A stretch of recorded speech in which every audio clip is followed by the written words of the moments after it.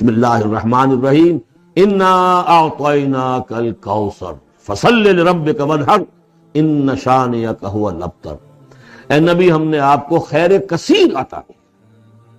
اس خیر کثیر میں یہ تو یہ کہ حوض کوثر وہ بھی اسی میں شامل ہے، لیکن یہ کہ اس پر آپ کو 25-30 قول مل جائیں گے۔ قرآن سب سے بڑا خیر کثیر ہے، بہت بڑا خیر کثیر۔ حکمت، وَمَن یُؤْتَ الْحِکْمَةَ فَقَدْ أُوتِیَ خَیْرًا کَثِیرًا، جس کو حکمت اور دانائی دے دی گئی اس کو تو خیر کثیر دے دیا گیا۔ تو ہم نے آپ کو وہ سب کچھ عطا کر دیا ہے اور محتاط کے ساتھ عطا کر دیا ہے، جو انسان کی انسانیت کے لیے، اس کے لیے یوں سمجھیے کہ ترہ امتیاز بن سکتا ہے۔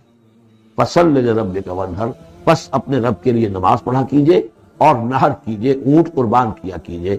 یہ گویا کہ عید الاضحیٰ کا نقشہ آ گیا۔ فَصَلِّ لِرَبِّكَ، پہلے ہم نماز پڑھتے ہیں دوگانا عید الاضحیٰ، اور پھر جا کر ہم قربانی کرتے ہیں۔ وَانْحَرْ إِنَّ شَانِئَكَ هُوَ الْأَبْتَرُ، یقیناً آپ کا دشمن ہی ہے کہ جو دم کٹا ہو جائے گا۔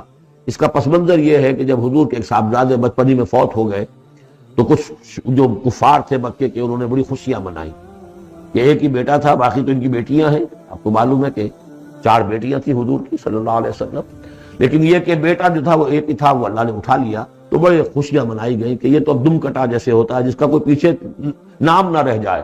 بیٹیوں سے تو نام چلتا نہیں، نام تو چلتا ہے بیٹوں سے، تو اب ان کا تو کوئی تذکرہ ہی نہیں رہے گا۔ کوئی بات نہیں، جب تک یہ ہیں آگے کوئی نام لینے والا نہیں۔ تو فرمایا کہ نہیں، ان کو تو کروڑوں بیٹے اللہ عطا کرے گا، کروڑوں اربوں بیٹے عطا کرے گا۔ ہاں اے نبی، آپ کا دشمن ضرور ہے کہ جس کا نام لیوا کوئی نہیں رہے گا۔